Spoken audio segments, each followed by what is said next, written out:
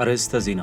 የኢትዮጵያ አጠቃላይ የሀገር ውስጥ ዕዳ መጠን በመስከረም 2025 መጨረሻ ላይ 2.56 ትሪሊዮን ብር መድረሱ ተሰማ። መንግስት የግምጃ ቤት ሰነዶችን ገበያን ተጠቅሞ በስኬት ገንዘብ ቢያሰባስብም ባለሀብቶች ግን ለአጭር ጊዜ በሚከፈሉ ዋስትናዎች ላይ ብቻ ፍላጎታቸውን በማሳየታቸው ለረዥም ጊዜ ዕዳ ጥንቃቄ ማድረጋቸው ተጠቁሟል። ተጨማሪውን ይዘናል።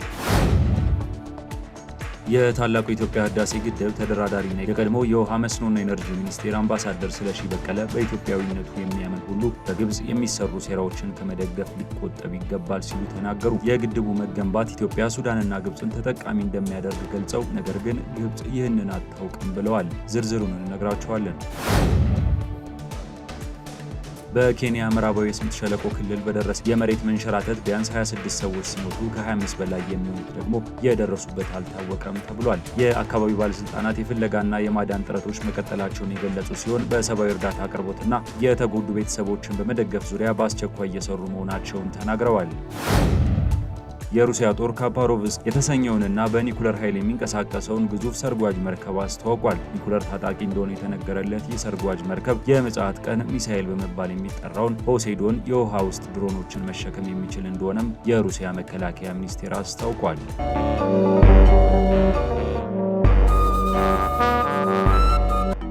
እነዚህንና ሌሎች መረጃዎችን አብራችሁን ስትሆኑ የምታገኙ ይሆናል። ከዜናዎቹ ጋር ኃይለ ገብርኤል ታደሰ ነኝ።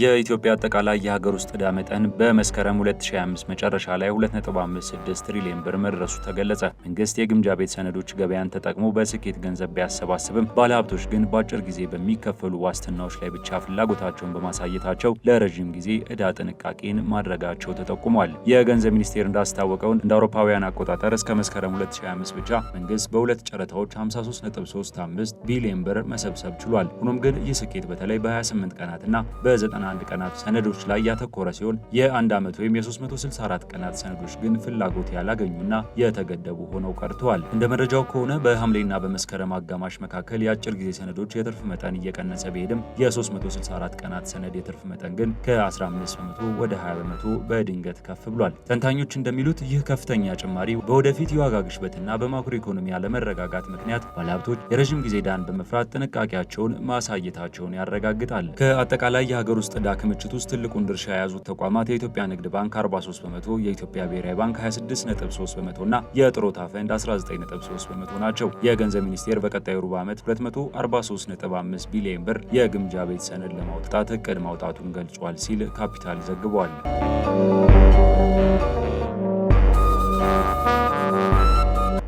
የታላቁ የኢትዮጵያ ህዳሴ ግድብ ተደራዳሪና የቀድሞ የውሃ መስኖና ኢነርጂ ሚኒስትር አምባሳደር ስለሺ በቀለ በኢትዮጵያዊነቱ የሚያምን ሁሉ በግብጽ የሚሰሩ ሴራዎችን ከመደገፍ ሊቆጠብ ይገባል ሲሉ ተናግረዋል። አምባሳደር ስለሺ ይህንን የተናገሩት የአዲስ አበባ ዩኒቨርሲቲ የተመሰረተበትን 75ኛ ዓመትን አስመልክቶ የታላቁ ህዳሴ ግድብ ላይ ባካሄደው ውይይት ላይ ተገኝተው ጽሑፍ ባቀረቡበት ወቅት ነው። በንግግራቸውም ኢትዮጵያ የአፍሪካ የውሃ ማማ ናት ብትባልም የውሃ ክምችቷ እያሽቆለቆለና በቀጣይ ቅርብ ጊዜያት ለእጥረት የሚዳርጋት አደጋ በመኖሩ በጥንቃቄ መጠቀም ያስፈልጋል ብለዋል። የህዳሴ ግድቡ መገንባት ለኢትዮጵያና ለጎረቤት ሀገሮች የኢነርጂ ምንጭ በመሆን ለሱዳን ደግሞ በዓመት $50 ሚሊዮን የሚያስወጣትን የመሬት ጥበቃ ወጪ፣ የአፈር ደለልና ጎርፍን ጨምሮ በርካታ አደጋ እንደሚከላከልላት፣ በተመሳሳይ ለግብጽም እንደዚሁ የግድቡ መገንባት ተጠቃሚ የሚያደርጋት ቢሆንም እሷ ግን ይህንን አታውቅም ብለዋል ሲል ሪፖርተር ዘግቧል።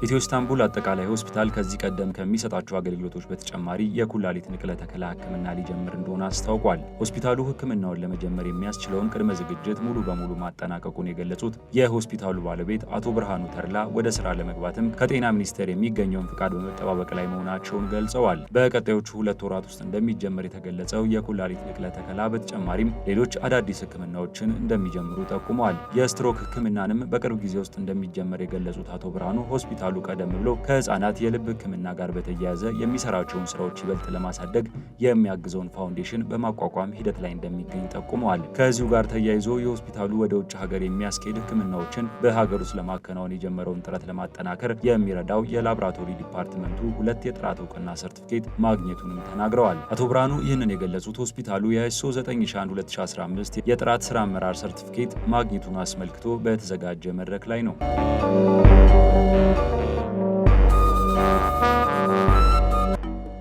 ሃውሲንግ ፋይናንስ ሶሉሽን ለ150 ደንበኞቹ ቤት አስረክቧል። በ30 ዓመታት ውስጥ በሚከፈል አጠቃላይ ክፍያ ቤት ለመግዛት ከተመዘገቡ ደንበኞች መካከል በዕጣ ለተለዩ 150 ደንበኞቹ ነው የቤት ርክክብ የተካሄደው። 100 ሺህ ቤቶች ለደንበኞች ማስረከብ የድርጅቱ ዓላማ መሆኑን የገለጹት የኪ ሃውሲንግ ዋና ስራ አስፈጻሚ አቶ ግሩም ይልማ በተለያዩ ተግዳሮቶች ውስጥ እየታለፈም ቢሆን የተቀመጠውን ግብ ለማሳካት እየሰሩ መሆናቸውን ገልጸዋል። በቅርብ ጊዜ በባህር ዳር ከተማ በተመሳሳይ ሁኔታ ቤት እንደሚያስረክቡ የገለጹት አቶ ግሩም ላለፉት ዓመታት በቤት አቅርቦት ዘርፉ ላይ የተስተዋለውን የታማኒነት ችግር በድርጅታቸው ስራ ላይ ተጽዕኖ ማሳደሩን ገልጸዋል። የድርጅቱ ደንበኞች በትዕግስት እንዲጠብቁ የጠየቁት ዋና ስራ አስፈጻሚው አራተኛ ዙር ምዝገባ እየተካሄደ መሆኑንም ገልጸዋል።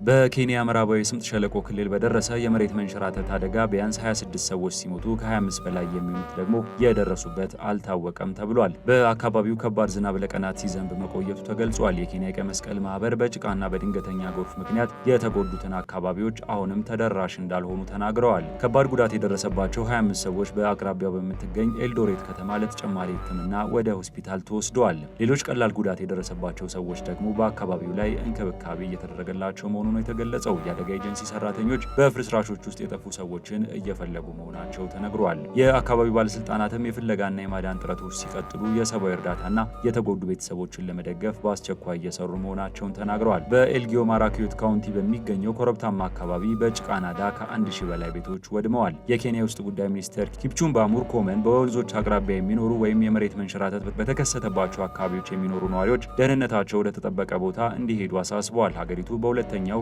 የዝናብ ወቅት ላይ ትገኛለች። በቅርብ ዓመታት በኬንያ በመሬት መንሸራተትና በጎርፍ በመቶዎች የሚቆጠሩ ሰዎች ሞተዋል። ሳይንቲስቶች የአየር ንብረት ለውጥ የበለጠ ኃይለኛና ተደጋጋሚ ከባድ የአየር ሁኔታ ክስተቶችን እያስከተለ ነው ብለዋል።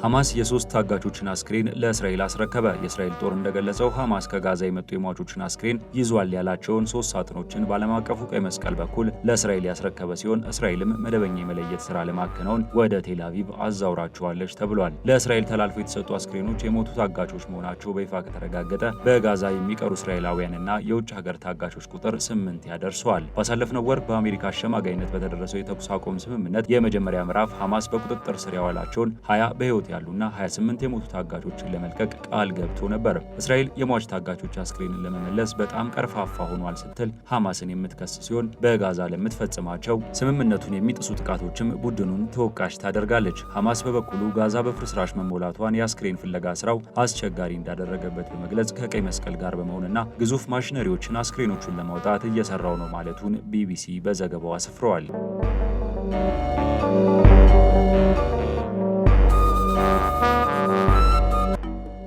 የሩሲያ ጦር ካባሮቭስክ የተሰኘውን እና በኒኩለር ኃይል የሚንቀሳቀስ ግዙፍ ሰርጓጅ መርከብ አስተዋውቋል። ኒኩለር ታጣቂ እንደሆነ የተነገረለት ይህ ሰርጓጅ መርከብ የምጽአት ቀን ሚሳኤል በመባል የሚጠራውን ፖሴዶን የውሃ ውስጥ ድሮኖችን መሸከም የሚችል እንደሆነም የሩሲያ መከላከያ ሚኒስቴር አስታውቋል። የሩሲያው መከላከያ ሚኒስቴር አንድሬ ቤሊሶቭ በበኩላቸው ባህር ሰርጓጅ መርከቡ የሩሲያን የቴክኖሎጂና የባህር ኃይል አቅም በሚገባ የሚያሳይ ነው ብለውታል። አክሎም ሩሲያ የባህር ድንበሯን እንዲሁም በውቅያኖስ ክፍሎች ላይ የሚኖራትን ብሔራዊ ፍላጎት ለማስከበር እንደምትጠቀምበት ተናግረዋል። ከዚህ በተጨማሪም የሩሲያ የውሃ ውስጥ ወታደራዊ አቅም በከፍተኛ ደረጃ የሚያዘምንና የሚያጠናክር ነው ተብሏል። ሩሲያ በተመሳሳይ መልኩ በኒኩለር ኃይል የሚንቀሳቀስ ብሬቬስኒክ የተባለ ክሩዝ ሚሳኤል ሙከራ ባሳለፍነው ሳምንት ማድረጓ የሚታወስ ሲሆን ለብዙ ሰዓታት መጓዝ የሚችል በኒኩለር ኃይል የሚንቀሳቀስ ሚሳኤል እንደሆነም ተገልጿል። ዝቅ ብሎ መጓዝ የሚችለው ይህ ሚሳኤል ለመጀመሪያ ጊዜ የተዋወቀው እንደ አውሮፓውያን አቆጣጠር በ2018 ሲሆን ያልተገደበ ርቀት መጓዝ በመቻሉና የሚሳኤል መከላከያዎችን ጥሶ ማለፍ የሚችል እንደሆነ ዘሰን ዘግቧል።